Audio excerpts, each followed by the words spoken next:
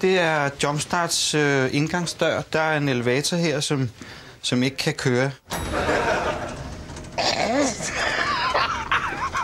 Du har pigehår!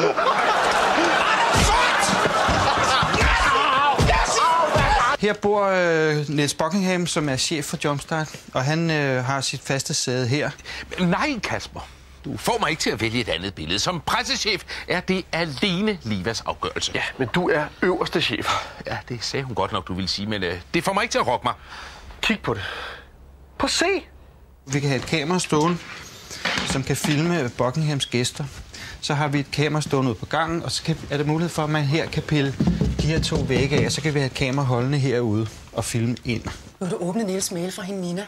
Tror du ikke, han siger, når han finder ud af det? Her bor Katja, det vil sige Lisa, som er Niels Buckinghams sekretær, og hun sidder her og arbejder. Og så, når man vender sig om her, så er det køkken. Og der har vi virkelig arbejdet på, at man ikke skulle opdage, at det var det samme rum. Så.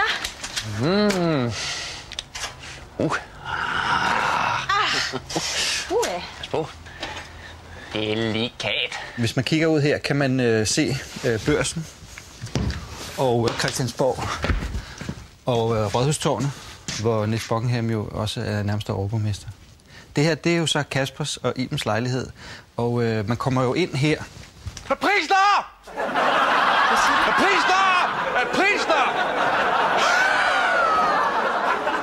Og vi forestiller os, at vi er oppe sådan på 3., 4. sal, men man kommer herud, så er det altså ikke andet end en stumstrappe, der lige står her. Og så kommer man herom bag ved køkkenet, og så er der toilettet herude. Det slutter stort set her, for herom der har rekvisitten deres udstyrsdepot. Så har de alle deres stumper og ting og sager og chips og kiks og skidt og møg.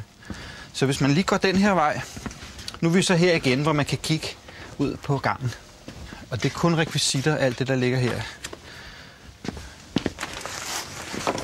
Så kommer man herom. Det her, det er jo et billede af regensen set inden for Rundetårn. Og det er jo bare en kæmpe stor laserprint. Her kan man så kigge ind i lejligheden. Det er så Jumpstart, der ligger dernede i den anden ende. Her er vi så i det er sådan en lille entré, som vi kalder flexrummet. Og her har der været, det er både her, personalet på Jumpstart har stamcafé.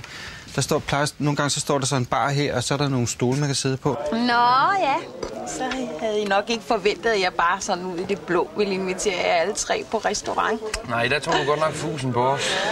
Hvilket?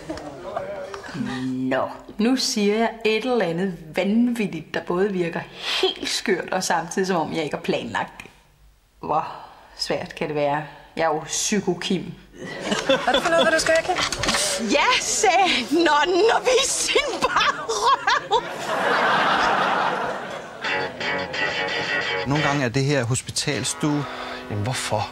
Jamen altså, lægerne siger, at det ikke er helt ualmindeligt. Helt ualmindeligt? Altså, prøv at høre, du har lige mistet dit barn midt i graviditeten. Du har tabt din baby, mand. Midt i det hele. Ikke? Og hvem siger jo nogen, der kan blive gravid igen? Ikke helt ualmindeligt. Kasper! En fyr fra Blockbuster Video har haft direktionslokale herinde. Ved du hvad? Jeg har lige jobbet til dig. Okay, du skal bare lige vide, at jeg gider altså ikke et eller andet totalt pinligt skodjob. Hvad siger du til at spole 16.000 VHS-bånd tilbage? Yes! Det er lige mig. Godt. Nogle gange har det været advokatkontor, Kenny Nickelmanns lejlighed. Sofie Storgård bor her også.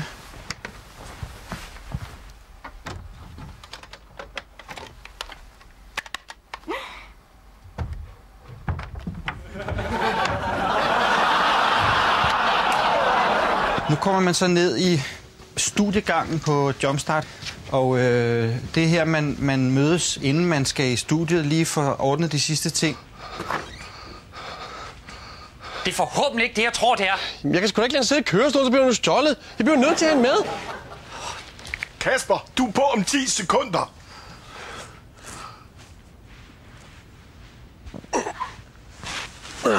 Den her, det er faktisk det eneste, der fortæller, at der bliver lavet fjernsyn her. Det er den, når den er tændt, så kunne man i givet fald nogle gange høre, hvad der foregår inde i studiet.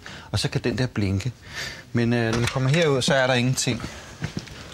Så kommer man bare ud af døren. Men man kan komme ind af den igen, og så tror man har været inde i studiet. Kom nu! Finn! Bagsiden af den her væg, det er Roberts redigeringslokale. Det vil sige, at når man kommer herind, så er man inde i Roberts lille redigeringssted. Så, lille Robert, kan du sove godt? Om 15 minutter, når denne her ringer, så kommer jeg tilbage, og så er du frisk og veludhvilet og ligner slet ikke dig selv. Så.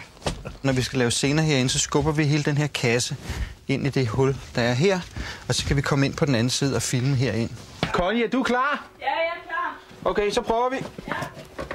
Og den er skidesvær at få til at flytte. Det er jo en mastodont på lerfødder der. Det er privilegeret at have nogle spillere, som kender deres figurer så godt. Så de har jo et